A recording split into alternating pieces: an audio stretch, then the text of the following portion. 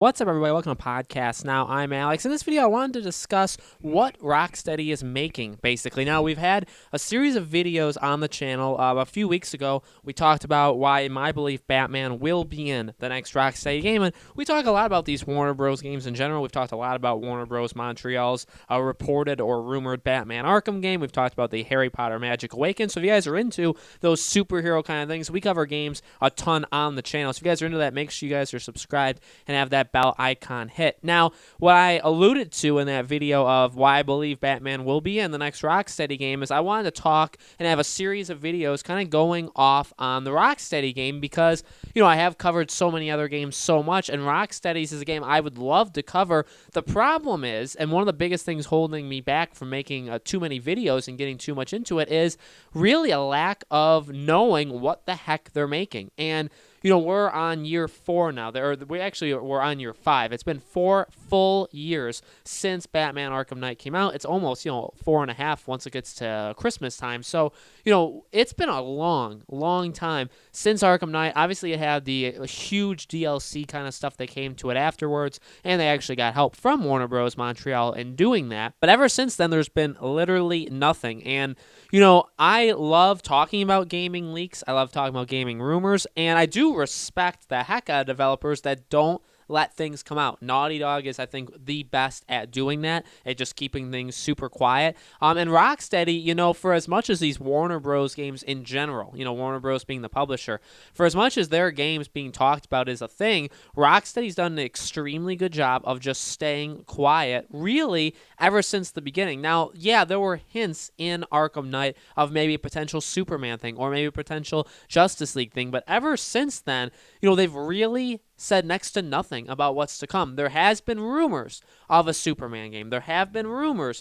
of a Justice League game, but they've really kept very, very quiet. The only thing we definitely know is it's not an Arkham game, okay? And that's why, in that video I talked about, it can have Batman in it. Batman can be in the game, and it just doesn't have to be an Arkham game. I want to believe they're making a Justice League game. I feel like when Arkham Knight first came out, and I love the heck out of the Arkham series just in general. I think it's phenomenal. I think it's one of the greatest gaming trilogies and really gaming properties, if you include Origins, of all time. I truly believe that. I think Rocksteady is such a talented studio, and it's a shame that we've had nothing from them in this, this long. That the next time we see them will be for the next generation of consoles. I hope they can get more games than one out on it. And it's been so long, and they are so talented. And the question is it a Superman game or is it a Justice League game? When the game first came out, I believed that the game would be a Superman game. I thought they would just, pivot, do a 180, and go towards that. I think the Superman angle is a nice one to talk about, and one that sounds good on paper or sounds good when you're pitching it, because it's well, obviously we know the history with Superman games. I think a lot of gamers know that basically there's just never been a good one, and Superman is such a hard character, and the mechanics of what would make that game good is so difficult that, can any developer really do it? I think if anybody could, it would be Rocksteady, and that's kind of what's made it such a really nice joint thing between the two. And I think that's one of the greater talking points of why a Superman game would work. At the same time, it's all right, well, what if they took it even a step further and they did a Justice League game where you got to have Superman in it, you'd have select scenes with him, but also you have the rest of them. You have all of them, and that would be quite the undertaking. Now, here's the deal. Both of them, a Justice League game or a Superman game, I can see why it would take so long. I can truly see it more with a Justice League game just because I feel like there would be so much to that. But at the same time, Superman as well. So the Superman game, say that's what they were doing, I could understand why it's taken them 4.5, 5+ years.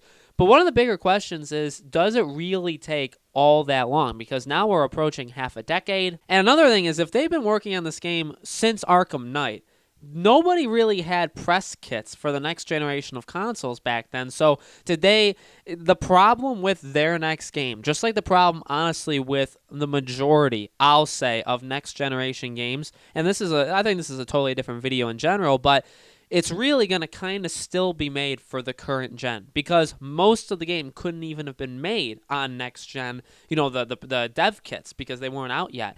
And I honestly do believe a lot of the situations of games are like that. I think just the first party, the owned studios of both Microsoft and Sony, they're the ones that have the games that are specifically for next gen. If we get a Horizon Zero Dawn 2, a Spider-Man 2, God of War 2, stuff like that, that is specifically for next gen, because by the time they started making it, the PS5 dev kits were out. But a game like Justice League or Superman or whatever the game is really is kind of made for current generations, and then it just by the product of it taking so long will be to next gen. And again, that's kind of a side thing. I can make a video talking all about that if you guys want me to, and definitely let me know if there's anything you guys want me to discuss Rocksteady related in the comments below. I totally am up to hearing what you guys want me to talk about, and I'll totally make videos on it.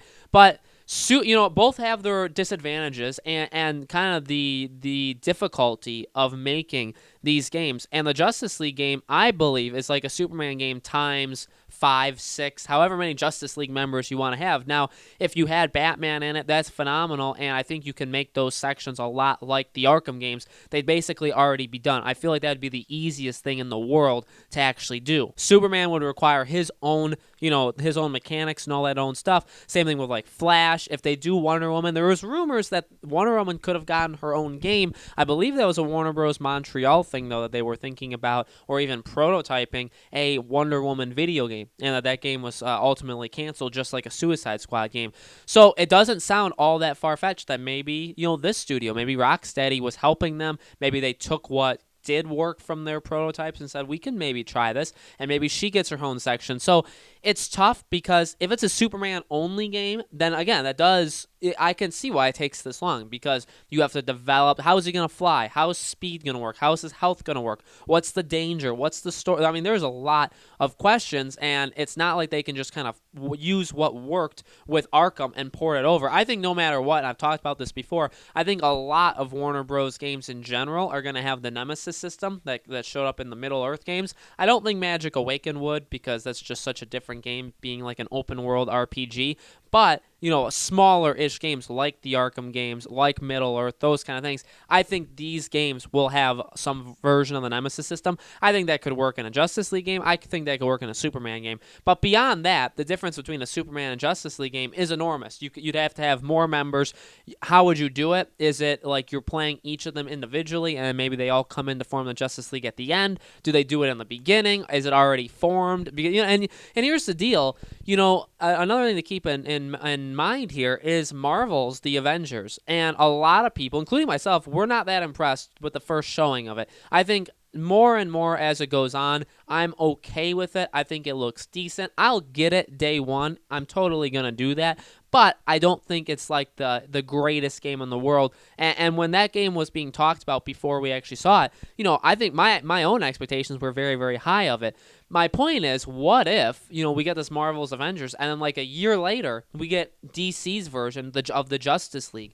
And to be honest, I don't even think there's a comparison. I think a Justice League game from Rocksteady would crush this Marvel's Avengers game. And I don't want to see it crushed. I don't want the game to be bad. I don't want the game to be destroyed by another game. But I'm just saying, just from a gaming perspective, I think one is totally better than the other, especially even from the people working on it. That's not to say I think Marvel's Avengers are going to be bad. I think it's going to be pretty decent. I just think we can do better. So it's tough. It's really tough. I would lean more. And like I said, back in the day, back in 2015, and I got this game, I believe it came out, June 24th or June 26th? Came out right before my birthday that year.